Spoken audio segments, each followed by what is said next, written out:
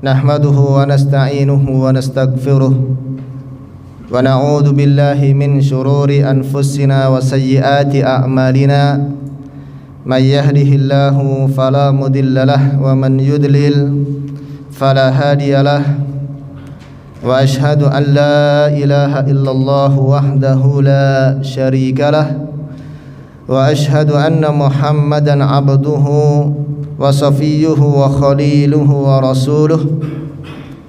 Yaqulullahu tabaraka wa ta'ala ya ayyuhalladzina amanu taqullaha haqqa tuqatih wa la tamutunna illa wa antum muslimun.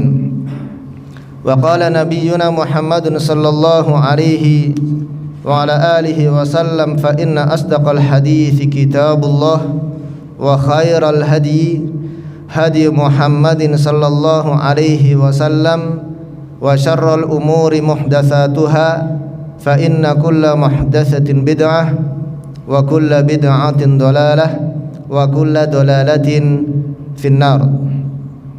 Allahumma 'allimna ma yanfa'una wanfa'na bima 'allamtana wa zidna 'ilman nafi'an wa 'amalan salihan ya rabbal alamin. Allahumma rzuqna al-ikhlasa fil qawli wal amal. Jamaah sekalian, ikhwani fillah rahimakumullahu ta'ala, alhamdulillah kita bersyukur kepada Allah subhanahu wa ta'ala yang dengan nikmat dan taufiknya di kesempatan pagi hari ini Allah subhanahu wa ta'ala kembali kumpulkan kita di masjid yang mulia ini di dalam sebuah majlis, di dalam rangka kita talabul ilmi syar'i, dalam rangka kita tafaqquh fid din, menjalankan kewajiban kita dari Allah Subhanahu wa taala. Dan menuntut ilmu merupakan ibadah yang paling besar di sisi Allah Subhanahu wa taala, yang memiliki pahala yang sangat besar dari Allah Subhanahu wa taala. Dan insyaallah ta'ala di kesempatan pagi hari ini kita akan melanjutkan kembali kajian atau pembahasan dari Kitabul Kabair yang ditulis oleh Al-Imam Al-Hafidh Syamsuddin Adz-Dzahabi rahimahullahu ta'ala. Dan kita masuk pada Al-Kabiratul Ashiratu, dosa besar yang ke-10 yang disebutkan dalam kitab ini.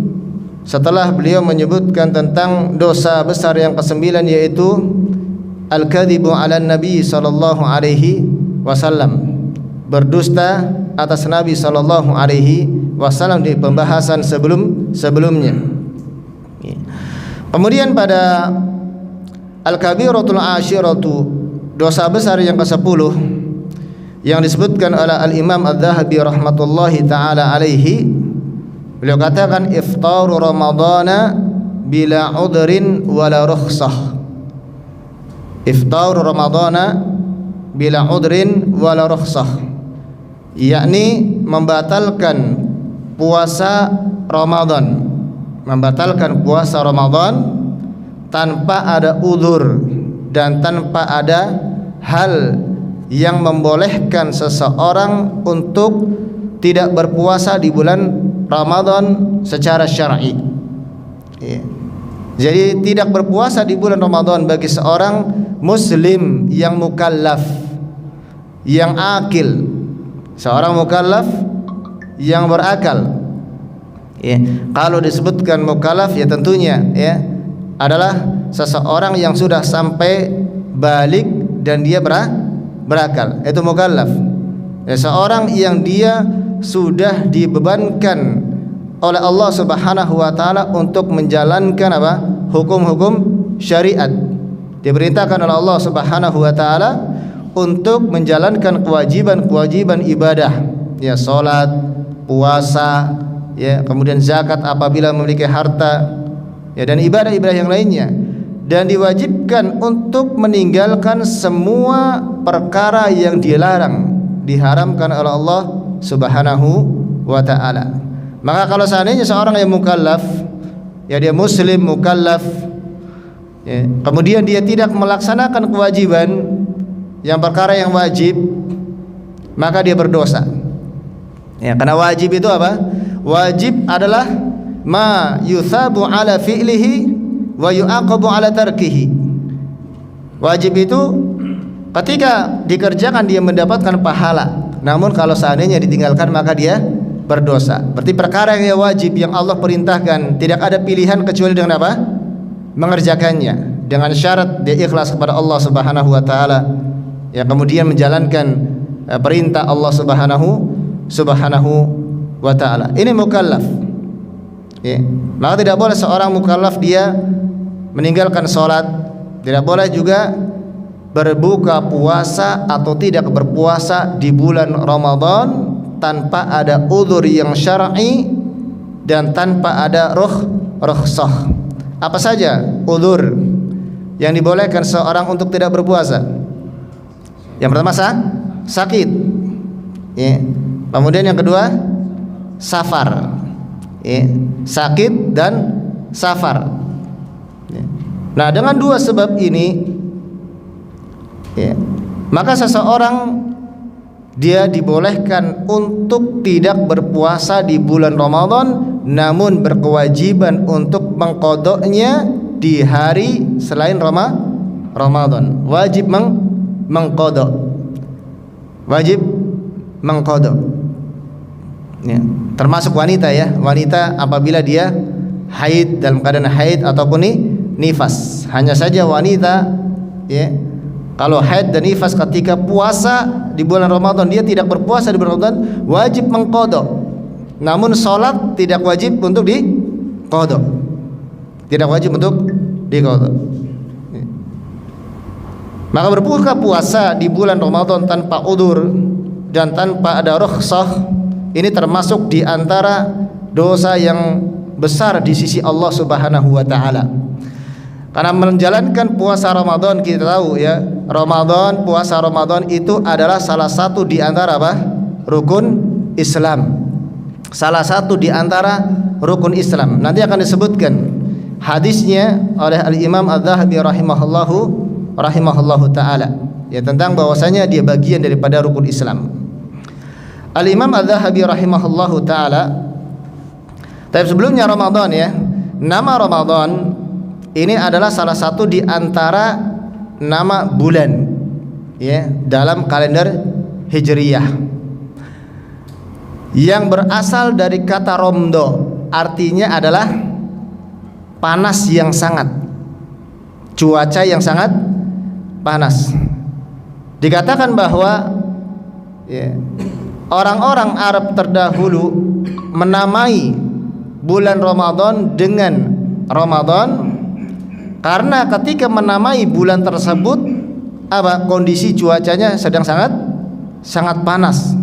Ya, dari kata romdo yang artinya panas yang sangat.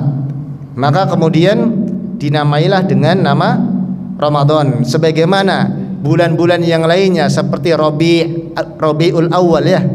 Ada Rabiul Atsani. Itu karena menamakan bulan tersebut memang musimnya adalah musim Rabi. Apa Rabi? Yaitu musim semi. Ya, karena di Arab itu ada 4 musim. Rabi artinya apa? Semi. Musim semi. Musim di mana ya setelah apa? Setelah panas kemudian berguguran, ya. Ya, pohon-pohon berguguran, kemudian apa setelah itu bersemi. Pohon itu bersemi sehingga mereka menamakan dengan nama bulan tersebut. Al-Imam Adz-Dzahabi rahimahullah taala beliau mengatakan, membawakan sebuah hadis atau beberapa hadis. Qala an-nabiy sallallahu alaihi wasallam, man aftara yawman min ramadana min ghairi udrin wala rukhsatin lam yaqdihi siyamud dahri walau shamahu. Hadza lam yathbut. Tapi hadis ini dikatakan bahwa hadis ini tidak sahih. Ya, hadis ini tidak sahih. Barang siapa yang dia berbuka 1 hari di bulan Ramadan, 1 hari tidak berpuasa di bulan Ramadan tanpa udzur dan tanpa rukhsah, kalau udzur adalah sakit. Ya, seorang laki-laki yang dia sakit di bulan Ramadan, maka dia udzur. Boleh tidak berpuasa karena udzur. Kalau wanita dia ya haid. Nah, kemudian rukhsah adalah ketika safar. Ya, kalau safar maka itu rukhsah. Rukhsah. Ya. Artinya apa? Seseorang ketika dalam keadaan safar, dia boleh memilih antara berbuka puasa atau tetap menjalankan puasa. Mana yang terbaik bagi dirinya? Kalau dia kuat untuk berpuasa, maka afdol adalah dia berpuasa. Namun kalau tidak kuat berpuasa ketika safar karena adanya masyaqqah, adanya kesulitan, capek, lemas, ya, lemah, ya, maka lebih afdol, lebih utama bagi dirinya untuk tidak berpuasa dan dia menggantikan puasa pada hari yang lainnya. Ya, ini untuk rukhsah. Ya.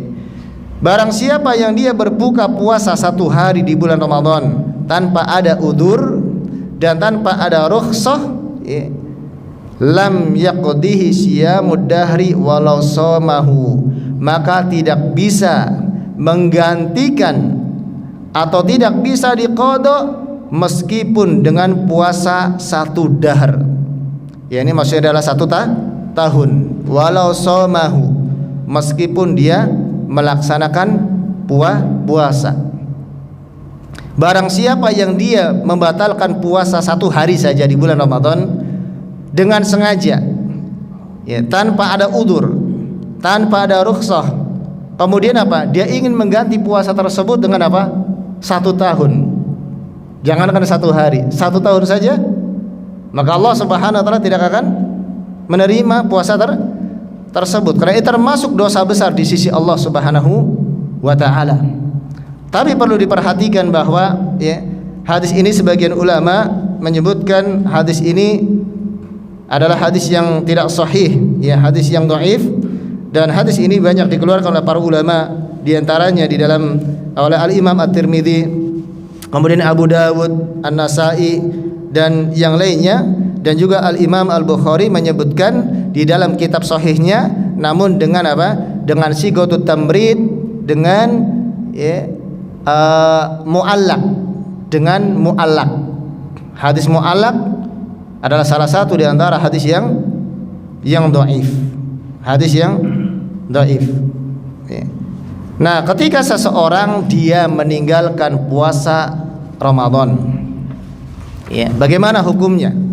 Kalau seandainya seseorang dia meninggalkan puasa dengan sengaja, meninggalkan puasa dengan sengaja, maka ada dua keadaan. Ada dua keadaan. Yang pertama, dia masih meyakini tentang kewajiban puasa tersebut, masih meyakini kewajiban puasa tersebut, maka dia tidak dikafirkan, maka dia masih mukmin. Dia masih mukmin dan hukumnya tidak kafir. Namun kalau seandainya dia meyakini bahwasanya ketika dia meninggalkan puasa tersebut, dia meyakini bahwa dibolehkan, dia merasa halal, ya, artinya apa? Puasa tidak wajib, maka perkara ini bisa menjadikan pelakunya kafir, keluar dari Islam. Karena para ulama bersepakat ijma', ya, puasa Ramadan adalah hukumnya wajib.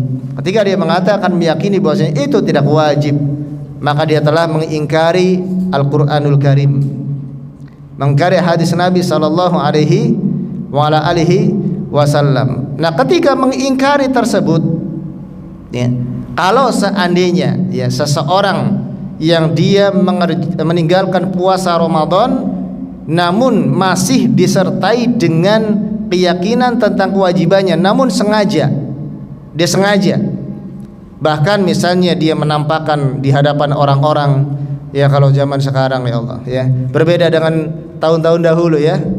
Kalau bulan Ramadan sepi tuh, warung-warung tutup semua.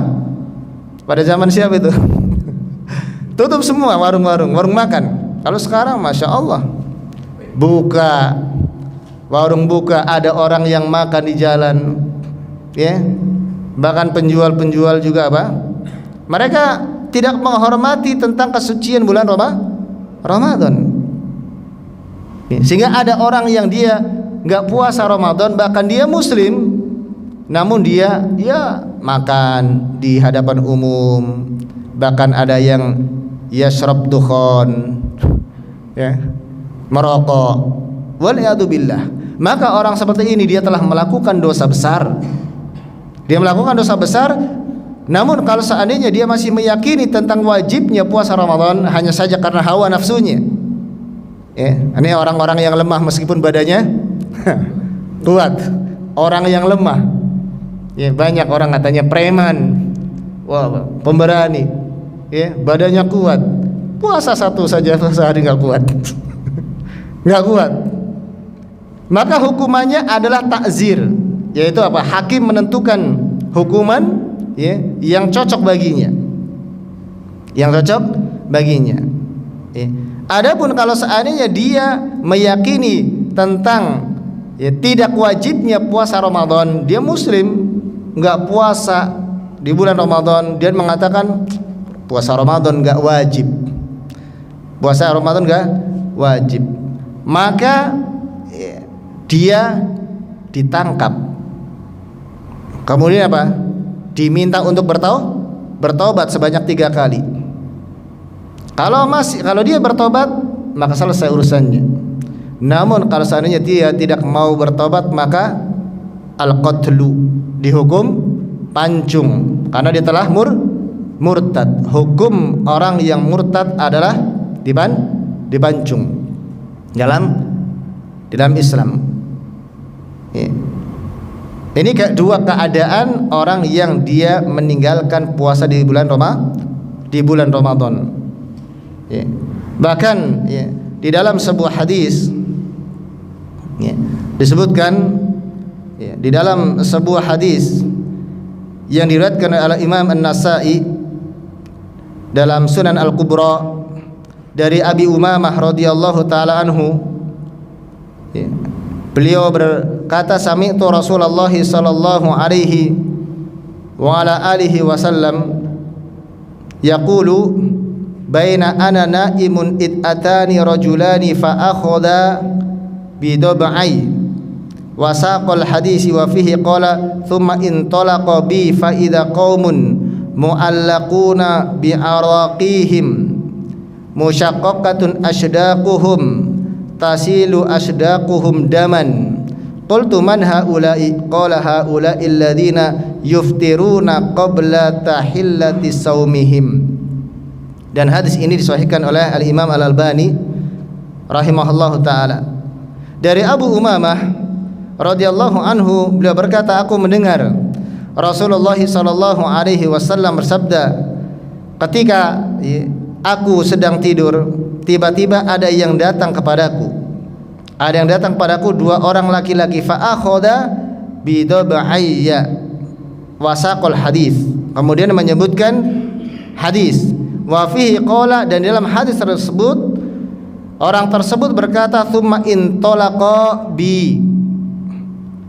Ya, kemudian keduanya pergi bersamaku, membawaku ke suatu tempat, fa idza qaumun mu'allaquna bi araqihim.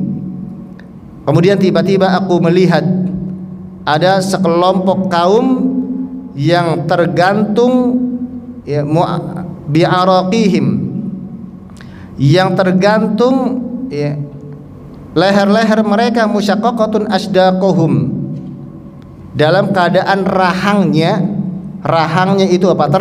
Terbelah. Tasilu asdaquhum daman, di mana kemudian apa? Rahangnya itu apa? Mengalirkan darah. Qultu man haula'i? Maka aku berkata, siapakah mereka? Qala haula'i alladziina yuftiruna qabla tahillati saumihim. Mereka itu adalah orang-orang yang berbuka puasa sebelum waktunya, yaitu mereka orang-orang yang batalkan puasa. Ya, orang-orang yang membatalkan puasa. Ini balasannya bagi orang yang melakukan dosa besar ini, tidak menjalankan puasa di bulan Ramadan, membatalkan puasa, maka pada hari kiamat dia akan mendapatkan hukuman yang semisal dia nggak mau menahan menahan mulutnya, syahwatnya dari makanan dan minuman. Padahal puasa itu adalah ibadah yang sangat mulia, yang sangat agung, pahalanya sangat besar di sisi Allah Subhanahu wa taala, yang maslahatnya tentunya kembali kepada orang yang mengerjakannya, untuk supaya dia bisa terbiasa menahan lapar dalam keadaan sulit, kemudian juga untuk mensucikan dirinya, kemudian juga ikut merasakan apa yang dirasakan oleh orang-orang miskin.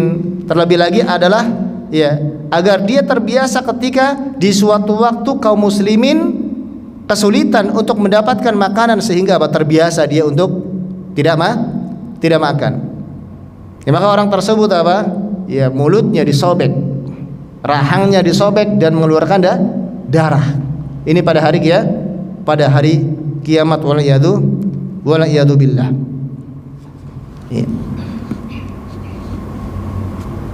Kemudian hadis yang kedua yang disebutkan oleh Imam Adz-Dzahabi rahmatullahi taala alaihi, dan hadis ini adalah hadis yang sahih yang diriwayatkan oleh Imam Muslim dan yang lainnya, dan juga oleh Imam Al-Bukhari, di mana Nabi sallallahu alaihi wasallam bersabda, qala alaihi salatu wassalam, Nabi sallallahu alaihi wasallam bersabda, as-salawatul khamsu wal jumu'atu ilal jumu'ati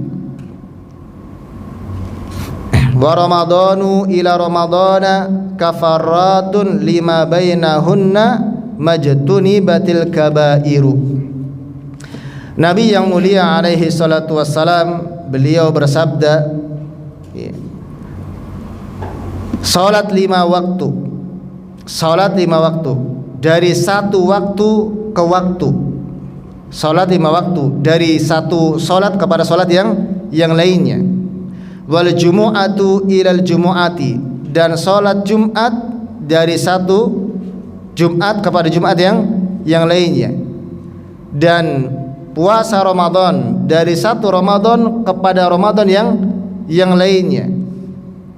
Kafaratun lima bainahunna, adalah sebagai penggugur dosa di antara ibadah-ibadah tersebut. Idza jtunibatil kabairu, apabila seseorang dia menjauhi diri dari dosa-dosa besar. Maknanya apa? Maknanya bahwasanya hadis ini menunjukkan tentang keutamaan ibadah yang Allah Subhanahu wa taala perintahkan ini, salat 5 waktu. Dari satu salat kepada salat yang lainnya. Itu diantaranya itu akan menggugurkan dosa-dosa yang dia kerjakan di antara salat-salat tersebut. Di antara salat tersebut, misalnya dari salat salat maghrib, dia salat ibadah. Kemudian selesai salat maghrib dia melakukan dosa. Kemudian salat isya, dia salat isya. Maka dosa atau maksiat yang dia kerjakan, dosa yang dia kerjakan akan terampuni ketika salat isya, dan seterusnya. Begitu juga salat Jumat, dari hari-hari antara Jumat bertemu dengan Jumat yang lainnya. Apabila seseorang dia melakukan dosa di antara Jumat kepada Jumat yang lainnya, maka Jumat yang setelahnya itu akan menggugurkan dosa yang dia lakukan sebelumnya. Mukaffiratud dzunub. Begitu juga dari Ramadan, puasa Ramadan kepada Ramadan yang lain. Apabila seseorang setelah puasa Ramadan dia melakukan dosa, dan di tahun depannya dia berpuasa Ramadan lagi, maka puasa Ramadan pada tahun depannya itu menghapuskan dosa-dosa yang dia kerjakan selama 11 bulan. Namun perlu diingat bahwa dosa-dosa yang terhapus ini adalah dosa-dosa kecil. Dosa-dosa kecil. Dan para ulama menyebutkan bahwasanya makna dari ujtunibal kabair, atau makna dari hadis ini ada 2 makna. Ada 2 makna. Yang pertama bahwasanya, makna yang pertama bahwa dosa-dosa tersebut akan diampuni dengan syarat dia tidak melakukan dosa besar. Dengan syarat dia tidak melakukan dosa besar. Sebagaimana ya dalam hadis ini, idza jutunibatil kabairu, apabila dosa-dosa besar itu dijauhi. Ya, ini yang pertama. Kemudian makna yang kedua adalah bahwasanya dosa yang dihapuskan yang dimaksud dalam hadis tersebut adalah semua dosa kecil kecuali dosa besar. Jadi dua makna. Ya. Yang pertama adalah, atau kita balik ya. Yang pertama adalah makna yang pertama dari hadis ini, yang diampuni oleh Allah Subhanahu wa taala adalah dosa-dosa kecil. Dosa-dosa besar tidak diampuni. Itu maknanya. Kemudian yang kedua, ya, dosa-dosa kecil itu akan diampuni oleh Allah Subhanahu wa taala dengan syarat dia tidak melakukan dosa besar. Berarti kalau seandainya melakukan dosa besar, apa? Dosa-dosa kecilnya tidak akan diampuni oleh Allah Subhanahu wa taala. Namun ya, kalau seorang dia melakukan dosa kecil, hatta dosa besar akan diampuni oleh Allah Subhanahu wa taala dengan syarat dia bertaubat. Sudah. Kalau dia tidak bertaubat dari dosa kecil yang dilakukan, maka cukup ya, amalan ibadah tersebut akan menghapuskan dosa tersebut secara otomatis. Dengan syarat tadi tidak melakukan dosa besar. Namun ketika dia melakukan dosa besar dan dia tidak belum bertaubat, maka dosa kecil itu tidak akan terhapus. Begitu juga dosa besar itu juga tidak terhapus. Bagaimana supaya dosa kecil dan dosa besar itu terhapus? Bertaubat kepada Allah Subhanahu wa taala. Mudah, bayangkan. Rahmat Allah sangat luas. Nah, dosa besar yang dilakukan oleh seorang hamba ketika dia ingin bertobat, maka harus dipenuhi syarat-syaratnya. Kalau seandainya dosa tersebut ya berkaitan dengan hak Allah, maka itu mudah. Orang yang misalnya dia meninggalkan sholat, nggak sholat, udzur, tanpa ada udzur, ya malas, ya, atau itu dosa besar kan? Cukup dia bertobat kepada Allah Subhanahu wa taala. Cukup bertobat. Kalau seandainya dia tidak menunaikan hak Allah, maka cukup bertaubat saja. Karena Allah Maha Penyayang, Allah Maha Pemurah, Allah Maha Pengasih, tidak menginginkan kesulitan bagi hambanya. Sudah bertobat dengan apa? Istighfar, sudah astagfirullah. Dan dia memiliki azm, memiliki keyakinan yang kuat untuk tidak melakukan perbuatan dosa tersebut lagi. Dan dia segera tinggalkan. Namun kalau seandainya dosa yang dia kerjakan dosa besar yang berkaitan dengan hak orang lain, maka syaratnya ada dua, tambahan satu syarat. Dia bertobat kepada Allah Subhanahu wa taala, maka kemudian yang kedua adalah dia mengembalikan haknya orang lain, ya. Karena ini termasuk kedzaliman. Kalau misalnya dosa tersebut berkaitan dengan orang lain, kedzaliman seseorang kepada orang lain. Misalnya apa? Memukul sampai sakit, ya. Bukan bercanda. Kalau bercanda kira-kira ini enggak? Dosa enggak? Mukul temannya, bercanda. Ya. Kalau ridho sih enggak. Kalau enggak ridho saja. Kalau guru jewer murid gimana? Guru jewer murid dituntut. Ya, enggak dosa, karena itu apa? Takdib, ya, mengajarkan, ya. Seseorang misalnya dia mengambil harta orang lain, maka harus kembalikan hartanya. Seseorang dia mencaci orang lain, maka dia apa? Minta maaf, harus dihalalkan. Atau apa? Minta dibalas antum caci ana. Ya, kisos.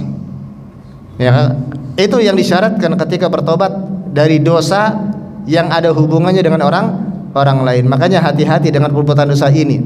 Ya, terkadang orang malas untuk minta maaf.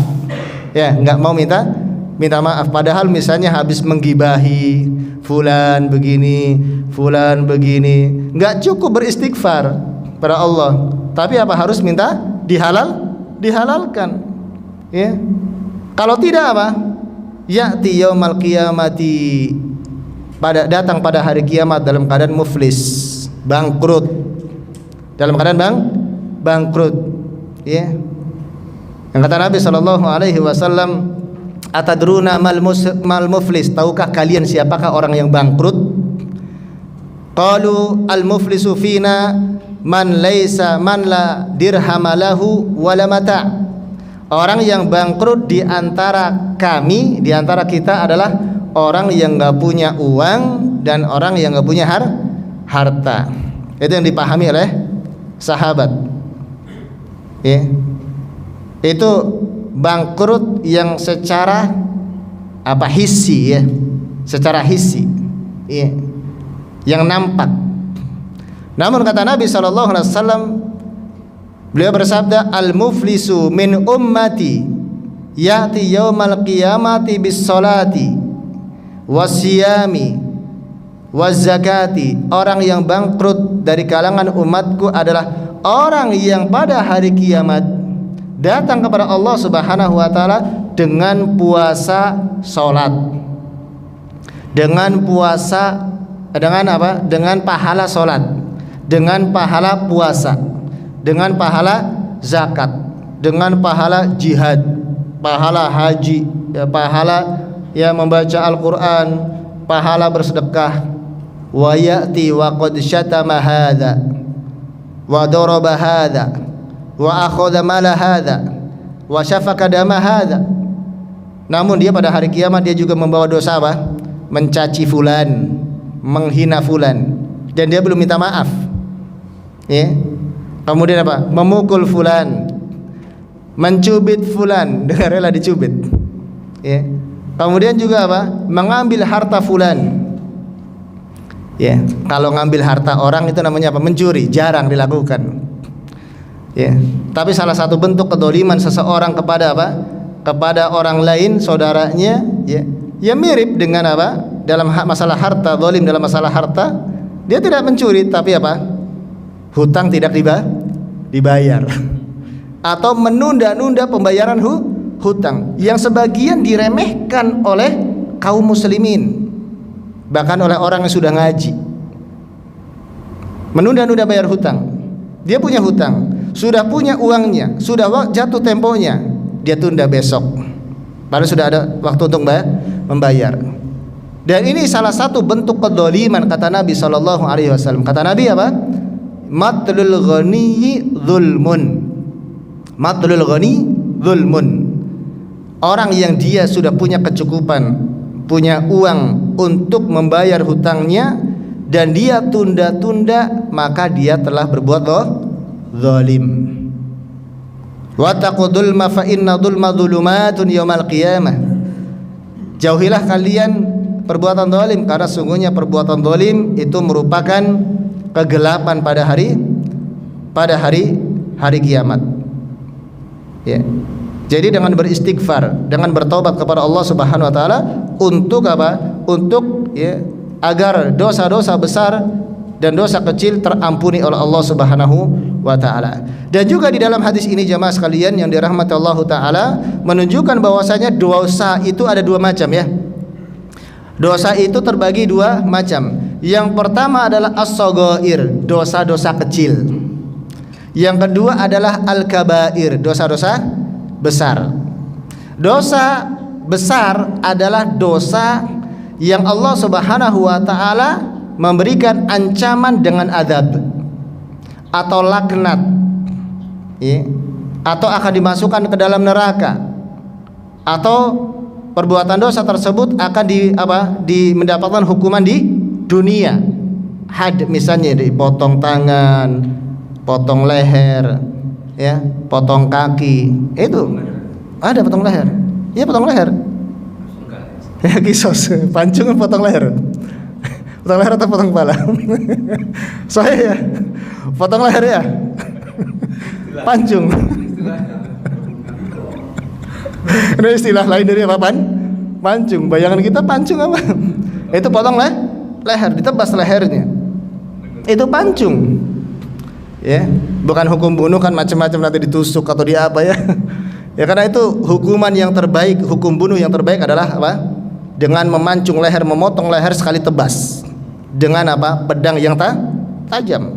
Sehingga apa? Enggak merasakan sakit. Ya mungkin merasakan sakit sekilas. Jadi Islam. Hukuman Islam. Ya, itu dosa besar. Baru dengar. Ya pancung. Apa selain pancung? Bunuh masih umum ya. Ya karena bunuh bisa dengan apa? Dengan listrik, dengan tembak. Nah, kita yang lebih spesifik lagi. Ya pancung itu apa? Ditebas lehernya. Itu kisos ya, murtad, kemudian apa? Orang yang membunuh. Ini apa? Dosa besar. Dan dosa besar tersebut tidak akan diampuni oleh Allah Subhanahu wa taala kecuali dengan apa? Dengan bertobat dan mengembalikan hak orang lain. Kalau mencuri, ya, mencuri, ya dipotong tangannya. Potong tangannya itu nggak sampai sini ya, ikhwan, nggak sampai sini, cuma di sini. Dan bayangan orang kan dipotong tangannya, wah, semuanya di sini. Enggak, ini aja nih, telapak tangannya, ya, di sini, pergelangan tangan yang dipotong, bukan sampai di sini, enggak. Coba bayangkan kalau saya di syariat Islam itu ditegakkan, wah sudah, hukumannya hukuman apa? Jasad dan hukuman sosial. Hukuman jasad dia nggak bisa mencuri lagi dengan tangannya, mencuri lagi potong tangan kirinya. Ada batasan kadarnya. Kadar apa? Ada, ya ada. Kalau tidak salah itu ya 1/4 dinar kalau tidak salah. Kalau tidak salah ingat. Ya, rubuh dinar, 1/4 dinar. 1 dinar itu 2,2 gram emas. Ya, 2, sekian. Mungkin ya sekitar 700 ribuan. Ya, 700 ribuan. Kalau belum nyampe segitu belum dipotong tangannya. Gimana? Baru jari-jarinya gimana? Kalau nyurinya yang kecil-kecil gitu, misalnya ayam gitu. Itu dikembalikan kepada takzir. Hukuman apa? Ditentukan oleh hakim. Ya. Jadi kalau nyolong ayam harganya 50.000, enggak dipotong. Tenang aja, Pak. Ya, mungkin ya anggaplah senilai 700.000 atau 1 juta ya. Itu. Kalau nyolong ayam berkali-kali ya. Baik kalau nyurinya motor dua aja tangannya. Hah? Motor. Gimana? Kalau ngambil motor tangannya. Dua-duanya dipotong. Enggak, tetap satu tangan. Enggak, ya. Maksudnya batasan minimal. Iya. Batasan minimal. Jadi potong tangannya. Iya. Nanti kalau seandainya sudah potong tangannya, dia nyuri lagi dan sudah sampai ukurannya, maka dipotong kiri. Coba bayangkan kalau itu diterapkan. Kita lihat orang jalan tangannya enggak ada nih. Wah, ya kan? Hati-hati dengan orangnya. Hati-hati dengan orang. Dia apa? Pasti sudah dicap sebagai apa? Mantan pencuri.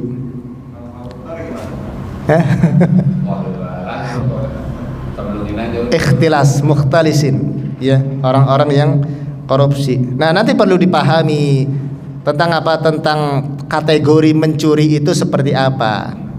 Ya. Mencuri itu seperti apa? Ya, kalau misalnya ya, seseorang antum naruh motor di pinggir jalan, diambil orang, itu bukan mencuri namanya. Bukan mencuri. Mencuri itu adalah seseorang yang dia mengambil barang yang disimpan di tempat penyimpanan. Itu namanya apa? Ya, itu mungkin masuk ke dalam gosob, merampas. Ya. Maksud jadi apa? Mengambil dengan paksa. Begal. Kalau begal itu di jalan, orang naik, ya, itu sudah masuknya rampok, muharib, lebih berat daripada mencuri. Muharib. Maka muharib ya, begal, kalau misalnya dia sampai membunuh pelaku, membunuh korbannya dan mengambil hartanya, maka hukumannya bunuh. Bunuh dengan apa? Cara disalib. Dibunuh dengan cara disalib. Ya. Namun kalau seandainya hanya mengambil hartanya dan dia ditangkap, maka dipotong tangan dan kakinya bersamaan. Tangan dan kakinya silang. Tangan kanan, kaki kiri. Itu balasan bagi orang muharib, orang-orang yang apa? Perampok, perompak, begal. Ya, coba kalau ada hukuman seperti itu, begal dijamin nggak ada. Ya, mengerikan. Ya, mengerikan bagi orang-orang yang berbuat dosa. Mereka takut orang-orang yang berbuat dosa. Namun orang-orang yang beriman merasa tenang. Ya, kaum muslimin merasa aman. Ya, seperti itu. Kemudian yang kedua adalah dosa-dosa kecil. Tadi dosa besar dengan syarat dia bertobat kepada Allah dan mengembalikan hak kepada pemiliknya. Kemudian yang kedua adalah dosa kecil, di mana dosa kecil adalah selain dari dosa besar. Nah, dosa kecil ini bisa terhapus tanpa taubat. Tapi kalau taubat itu lebih baik lagi. Ya. Bisa terhapus dengan apa? Dengan melakukan kebaikan-kebaikan. Ya. Dengan melakukan kebaikan. Yang kata Nabi SAW bersabda, ittaqillaha haitsuma kunta, bertakwalah engkau kepada Allah dimanapun engkau berada. Wa atbi'is sayyi'atal hasanata tamhuha, dan ikutilah perbuatan buruk, perbuatan kejelekan dengan perbuatan baik, niscaya akan menghapuskannya. Ya, apa saja itu dosa? Ya, dosa kecil. Ya, dosa-dosa kecil.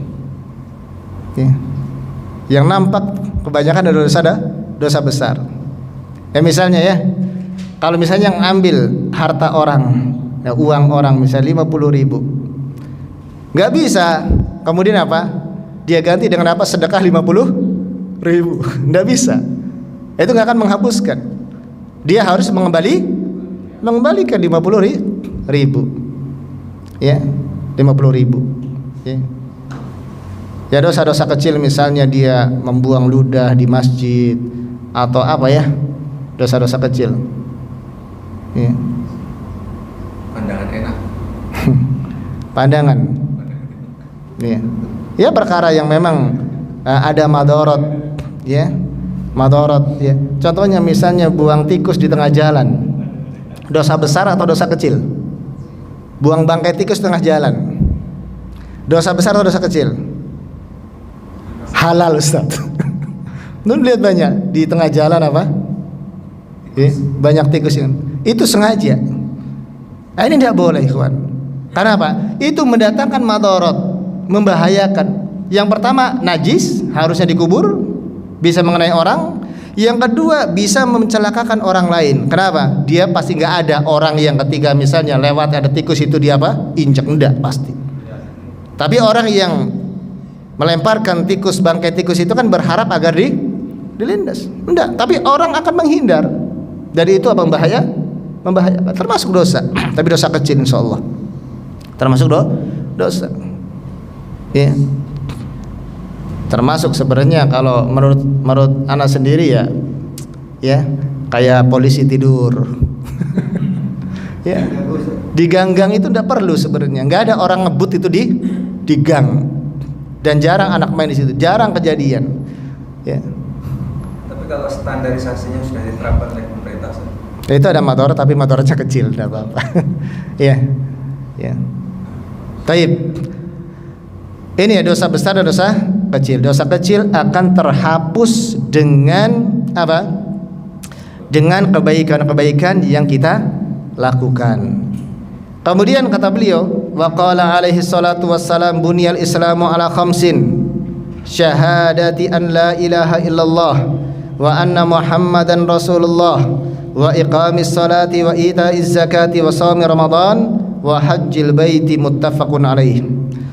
Kemudian Al-Imam Adz-Dzahabi rahimahullah ta'ala, beliau membawakan hadis yang diriwayatkan oleh Al-Imam Al-Bukhari dan Muslim di mana Nabi SAW menyebutkan dalam hadis tersebut, buniyal Islamu ala khamsin, bahwasanya Islam dibangun di atas 5 perkara.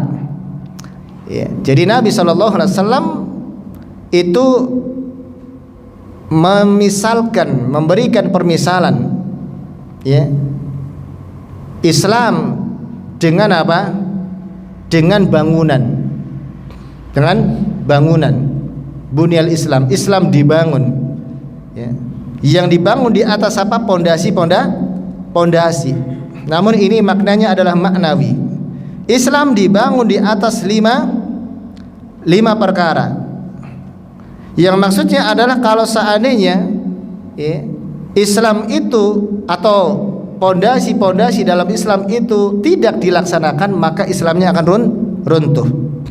Yang pertama adalah syahadati an la ilaha illallah wa anna Muhammadan Rasulullah, mengucapkan 2 kalimat syahadat. Dan ini adalah yang paling penting, pondasi Islam yang paling besar dan yang paling tinggi, yang merupakan kewajiban pertama seluruh manusia, yang merupakan apa? Miftahul Islam, kunci masuk Islam. Enggak cukup orang, ya, ingin masuk Islam sudah salat, puasa, niat apa Islam, harus apa? Mengucapkan 2 kalimat syahadat.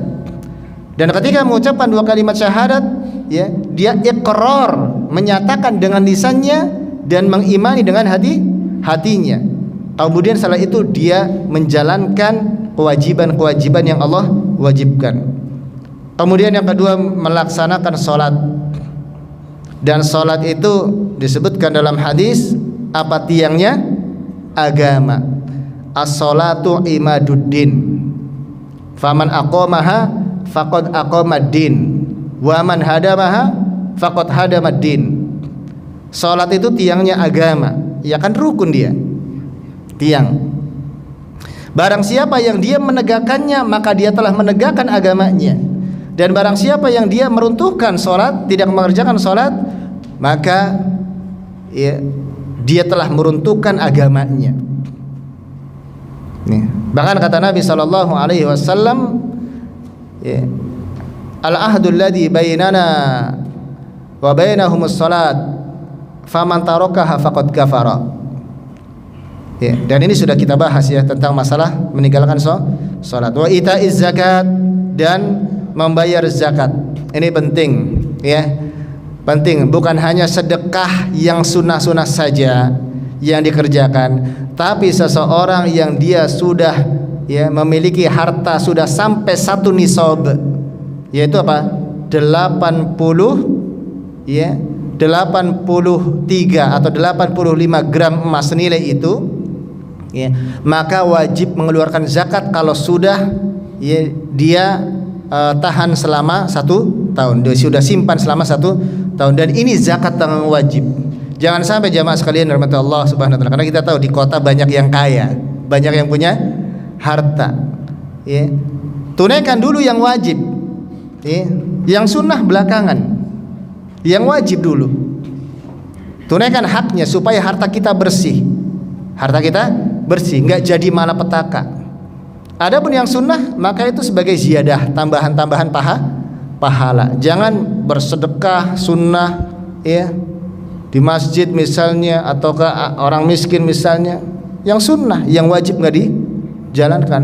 Ini namanya, ya, mendahulukan yang sunnah daripada yang wajib, dan itu keliru. Jalankan yang wajib terlebih dahulu.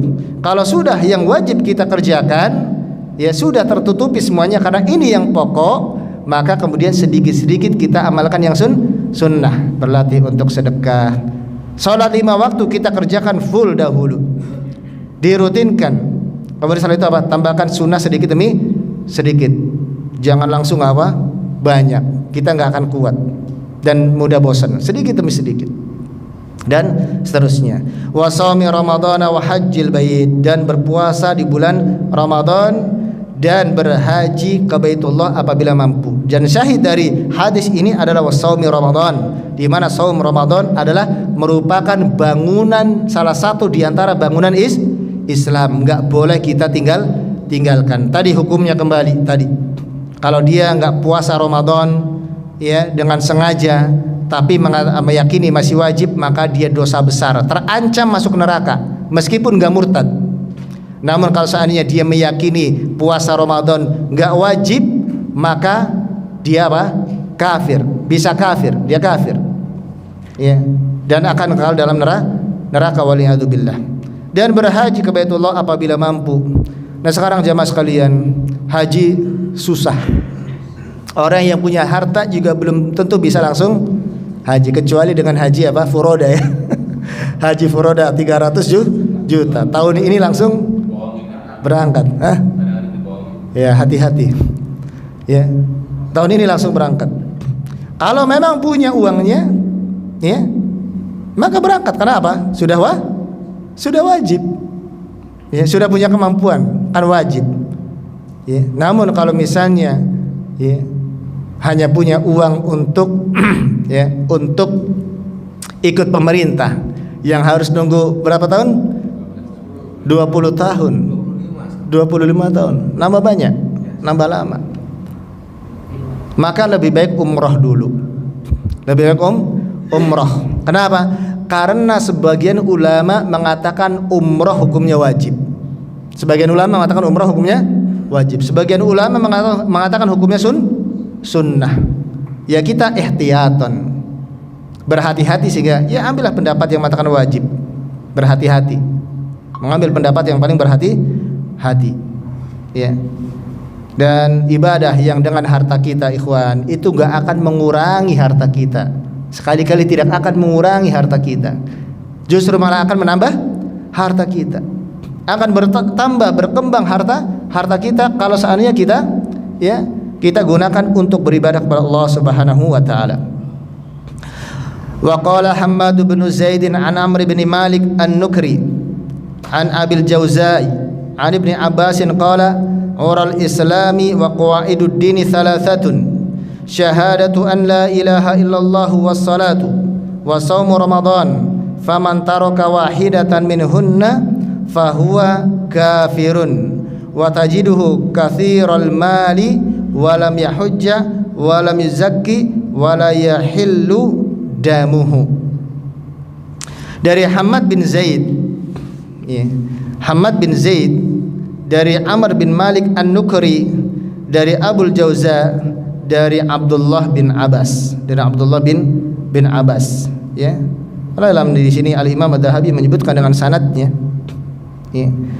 Dari Abdullah bin Abbas, beliau berkata, "Ural Islami wa qawaidud dini thalathatun." Tali ikatan Islam dan pondasi-pondasi agama itu ada 3. Ini ucapan Ibnu Abbas, kan ya. Ibnu Abbas berkata, kalau di dalam kaidah ilmu mustalahil hadis, ini namanya hadis mauquf. Ya, hadis mauquf ucapan sahabat. Ya, ucapan sahabat. Ya. Dan ucapan seorang sahabat itu bukan dalil. Ucapan seorang sahabat sampai ijma'nya para sahabat baru dia dikatakan apa? Dalil. Dikatakan itu dalil.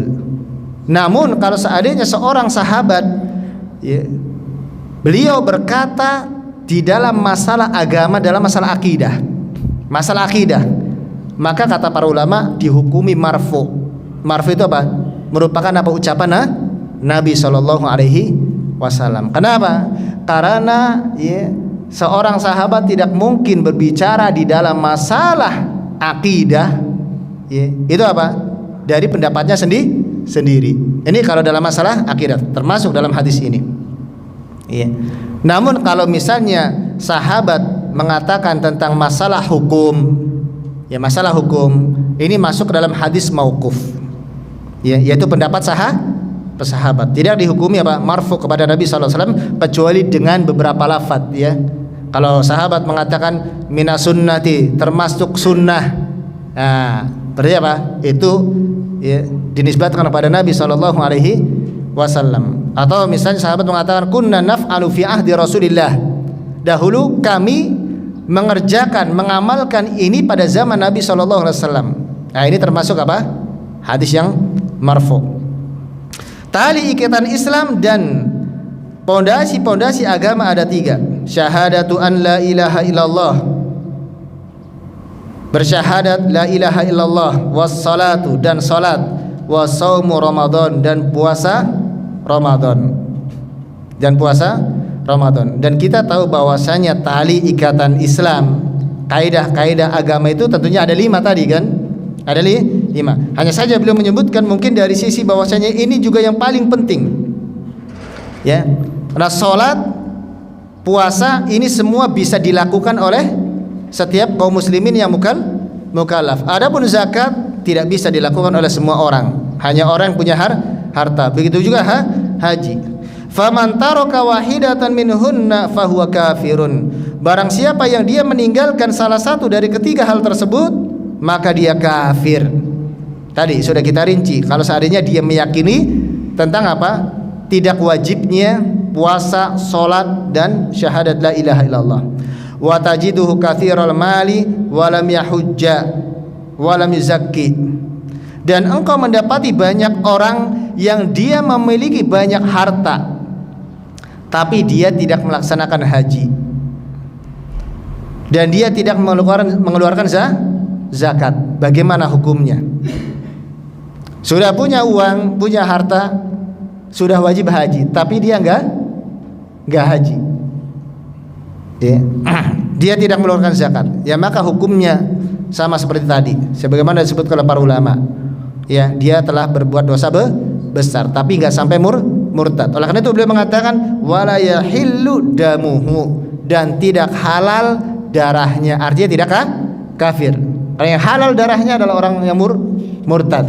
Sehingga ya orang yang dia tidak berhaji meskipun punya uang, ya, atau dia tidak mengeluarkan zakat, selagi dia tidak meyakini bahwasanya itu tidak wajib, artinya dia masih meyakini bahwasanya itu wajib, maka dia masih mukmin. Hanya mukmin naqisatul iman, mukmin yang berkurang imannya karena melakukan dosa-dosa besar, dan dia mendapatkan ancaman neraka dari Allah Subhanahu wa taala.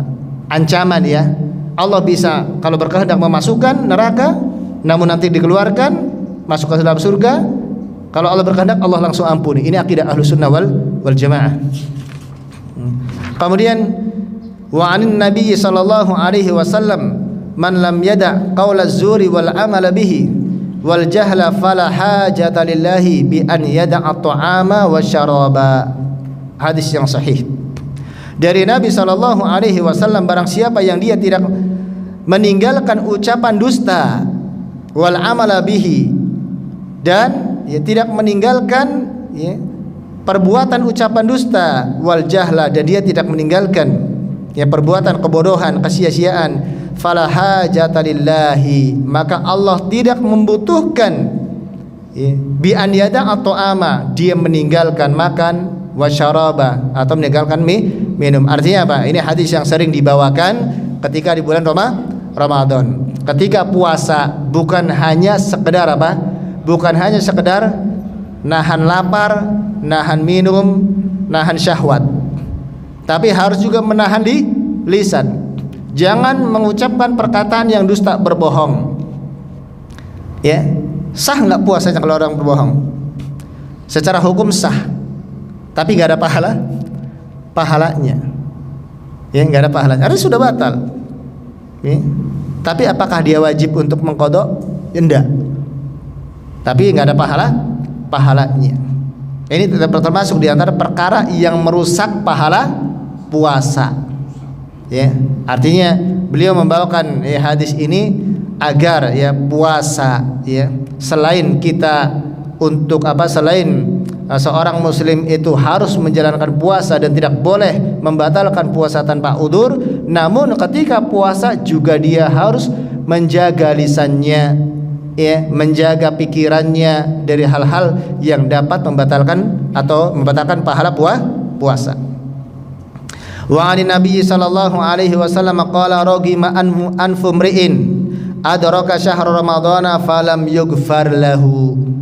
Dari Nabi sallallahu alaihi wasallam bersabda, ragima anfu mri'in, celakalah seseorang, adraka syahr ramadhana, dia yang mendapati bulan Ramadan, Allah pertemukan dengan bulan Ramadan, falam yughfar lahu, namun Allah tidak ampuni dosanya. Kenapa? Ya dia tidak berpuasa, dia tidak memanfaatkan puasa Ramadan dengan baik, ya.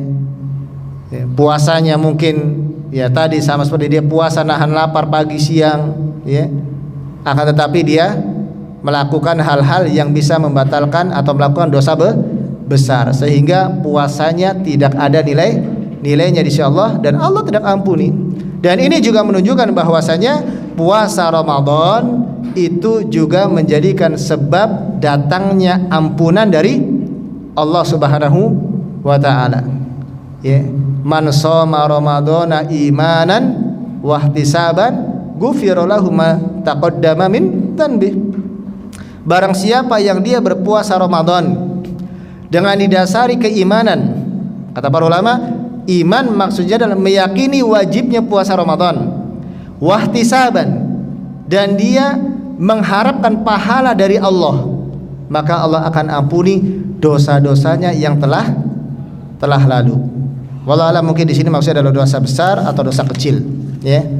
Wa indal mu'minina muqarriru anna man tarok, wa indal mu'minina muqarrarun anna man taraka shoma ramadhana bila maradin wala gharadin annahu syarrun minaz zani wal makasi wa mudminul khamri bal yashukuna fi islamihi wa yadhunnuna bihi az-zandaqah wal inhilal.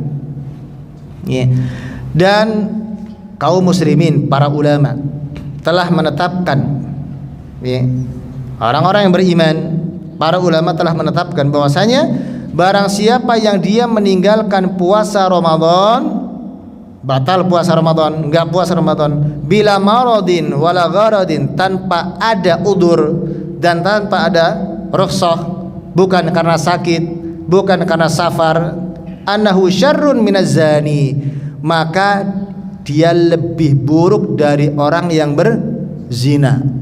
Zina dosa besar, meninggalkan puasa lebih besar. Dan tentunya setiap dosa yang dikerjakan oleh seorang, ya, itu apa? Ya, balasannya berbeda-beda sesuai dengan tingkat dosa besarnya. Nanti ketika di neraka, ya, tingkatannya juga berbeda-beda. Karena neraka juga bertingkat-tingkat. Sebagaimana orang yang melakukan amal soleh, melakukan ibadah, itu juga pahalanya kan bertingkat-tingkat. Maka pada hari kiamat di surga nanti apa? Kedudukannya juga bertingkat-tingkat. Makanya ketika mengamalkan ibadah, cari amalan ibadah yang banyak keutamanya, yang banyak pahalanya. Seorang mukmin harus cerdas, ya, menuntut ilmu, ya, pahalanya apa? Sama seperti jihad fisabilillah. Cuman banyak yang nggak mau. Semangat sunnah, ya, mengerjakan sunnah, sholat sunnah sebelum subuh, sholat sunnah setiap sebelum dan setelah sholat. Itu kebaikannya masih ringan, pahalanya masih sedikit, ya 10 kali kebaikan kata Nabi SAW, ya. Dan itu adalah ibadah untuk dirinya sendiri. Tapi menuntut ilmu, ya, banyak sekali keutamanya di sisi Allah Subhanahu wa ta'ala. Ya, duduk di majelis ilmu dipuji oleh Allah, ya, di atas, ya, langit, ya, dan seterusnya, ya. Bahkan lebih buruk dari mudminul khamr, peminum khamr.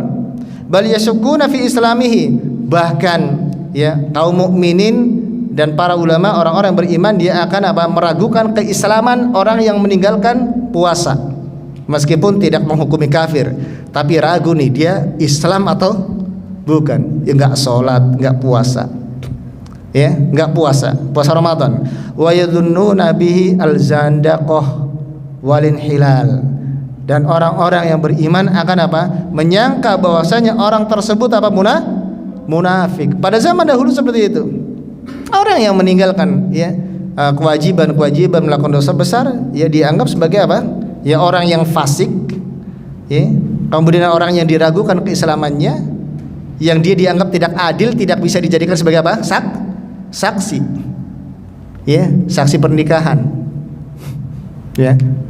Karena menikah harus ada saksinya. Syaratnya apa? Adil. Saksi apa lagi? Ya, saksi di mahkamah misalnya pengadilan, nggak bisa. Karena syarat saksi adalah adil. Nih. Namun orang yang meninggalkan puasa atau melakukan dosa-dosa besar, dan juga dia akan disangka sebagai orang zindik, orang munafik, walin hilal, dan orang yang menyimpang. Akan dicap oleh kaum muslimin, orang-orang yang seperti itu. Ini tentang besarnya dosa meninggalkan puasa. Dan semoga Allah Subhanahu wa taala pertemukan kita kembali dengan bulan Ramadan, di tahun yang akan datang dan di tahun-tahun yang sebelumnya, agar kita bisa terus memperbaiki setiap tahun puasa kita dan ibadah kita di bulan Ramadan. Semoga Allah Subhanahu wa taala perbaiki ibadah kita, tingkatkan iman kita, tambahkan ilmu kita, dan juga ibadah-ibadah kita termasuk puasa yang sunnah ataupun puasa Ramadan, dan dipertemukan dengan bulan Ramadan. Intinya sih kita mempelajari dosa-dosa ini tujuannya untuk menghindarkan diri. Mungkin itu kajian kita cukupkan di kesempatan pagi hari ini. Sampai di sini ada pertanyaan, ikhwan? Nanti insyaallah di pertemuan akan datang kita bahas dosa besar yang ke-11, al-firaru minaz zahfi, yaitu melarikan diri dari medan peperangan ketika sudah bertemu. Takut. Tapi ini al-ilmu qabla al-amal kan? Nanti kalau tiba-tiba perang, walaupun sekarang bukan zamannya perang, bukan zamannya perang. Digaskan yang lari dari medan dakwah. Enggak. Seperti gitu kan. Akan tetapi enggak, yang dimaksud zaf di sini apa? Yaitu apa? Al-qital, medan pertempuran. Tapi orang yang lari dari medan dakwah maksudnya enggak mau dakwah lagi gitu. Enggak mau dakwah lagi. Wallahualam, karena memang tujuannya adalah untuk mungkin dakwahnya bukan ikhlas karena Allah Ta'ala, dan kita berlindung dari hal itu, bisa jadi itu termasuk apa? Dosa juga, kan? Yunus. Betul, itu yang kita ingin sampaikan. Sebagaimana apa? Nabi Yunus alaihissalam, beliau mendapatkan apa? Musibah, hukuman dari Allah karena meninggalkan kaumnya. Kisahnya, kalau antum baca kisahnya dalam sirah, ana pernah baca dalam kitab Al-Kamil fi Tarikh, itu karya Ibnul Athir.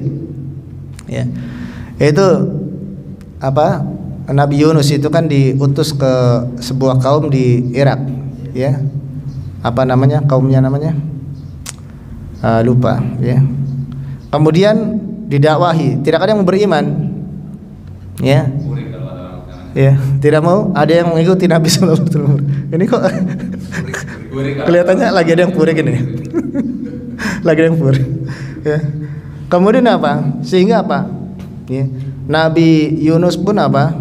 Berjanji bahwasanya mereka akan dapat adab dari Allah Subhanahu wa taala. Kemudian ketika waktunya hendak datang, kemudian apa? Nabi Yusuf itu apa? Meninggalkan kaumnya pergi. Dan mereka enggak mau ini, enggak bersabar Kemudian Allah apa? Allah timpakan itu. Kisahnya akan jelas Beliau naik apa? Naik perahu, kemudian diundi, sampai 3 kali, beliau terus yang keluar. Ketika terkena ombak ini hampir tenggelam, ini pasti ada yang berbuat dosa. Ajib Hanya kalau misalnya pergi naik mobil itu khawatir kalau kita lihat bersama dengan orang-orang yang nggak sholat, khawatir itu, kan? Kalau gitu lempar aja kali di tengah jalan.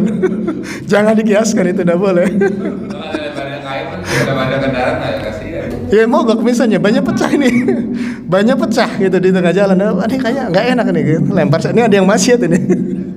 Tunggangan itu kantong yang nunggain saja.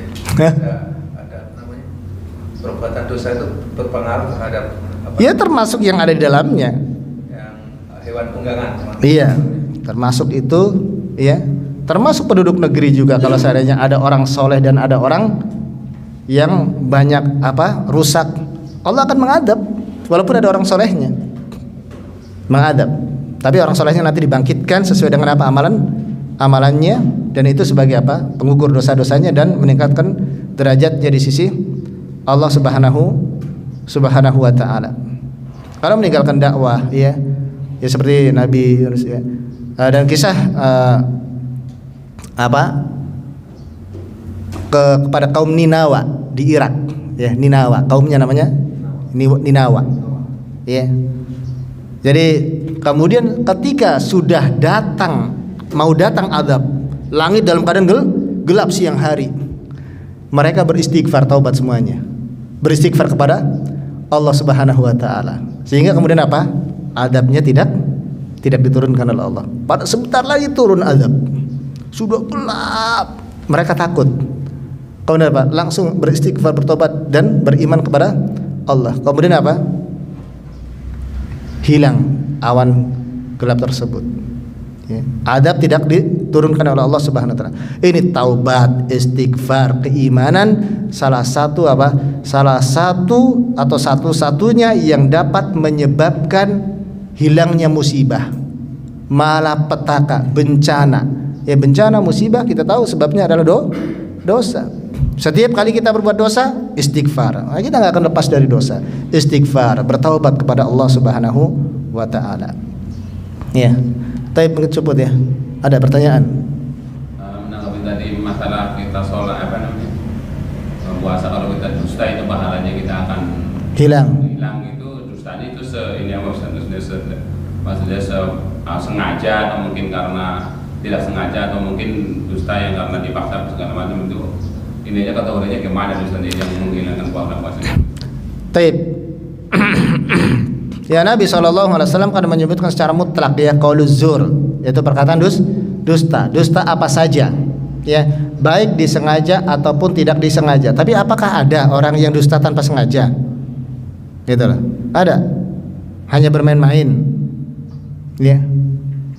Ucapan dusta. Ya, berbohong. Berbohong. Baik di dalam perkara yang mungkin penting atau perkara yang tidak penting. Ketika dia berdusta, jadi mengucapkan tidak sesuai dengan hakikatnya, ya, maka itu ucapan dusta. Ya, ini termasuk ya, termasuk misalnya ya, bulan Ramadan, ya, mertua minta bonus. Bilang belum gajian, padahal sudah gajian. Contoh yang paling mudah itu. Ya, atau misalnya sudah waktunya bayar hutang, belum gajian, bulan Ramadan, dusta enggak? Dusta. Pahalanya enggak ada. Belum ada yang nawar, tapi ada yang nawar gitu, itu sudah ada yang nawar. Ya, termasuk. Ya, termasuk. Ya. Padahal sudah ada yang nawar. Gimana? Belum ada yang nawar, bilangnya udah ditawar segini nih gitu. Itu dusta. Enggak boleh itu. Ya, enggak boleh. Ya. Ini misalnya gitu. Iya. Tapi sering terjadi sih. Iya, pokoknya di pasar itu. Iya. Bahaya, ya. Terutama dalam masalah muamalah, hati-hati juga, ya, di dalam bertindak, dalam berucap, ya. Lebih baik jujur sedikit tapi berkah, banyak kebaikannya, banyak manfaatnya. Tapi dengan cara menipu, ya. Kan al-bay'ani bil khiyari ma lam yatafarraqa, ya. Penjual dan pembeli itu dia boleh memilih, ya, untuk melangsungkan akad jual belinya atau tidak selagi dia belum berpisah dari majelis jual belinya. Ya. Fa'in ya bayyana, ya, wa in sadaqa wa bayyana. Kalau seandainya penjual, ya, itu jujur dan menjelaskan barangnya, ya, maka burika fi bai'ihima, maka jual belinya akan diberkahi. Penjual dan pembeli sama-sama jujur, ya, dan menjelaskan keadaannya. Tapi kalau enggak, ya, wa in kadzaba wa katama, kalau seandainya penjual dan pembeli ini bohong, maka akan dihilangkan keberkahan dari jual jual belinya. Pembeli mengatakan, ya, ini masih bagus, ya, masya Allah. Padahal ini baru, padahal kemarin udah diangetin, ya. Atau misalnya seorang pembeli dia menawar, ya, ini berapa harganya, kok mahal amat? Padahal enggak, di sana harganya segini, gitu. Padahal bohong, enggak ada keberkahan di dalamnya. Ya. Kita cari yang berkah, ya, yang banyak kebaikannya. Kita cukupkan ya kajian kita pada kesempatan pagi hari ini, mudah-mudahan bermanfaat. Aqulu qouli hadza wa sallallahu ala nabiyyina Muhammadin wa akhiru da'wana anil hamdulillahi rabbil alamin. Assalamualaikum warahmatullahi wabarakatuh.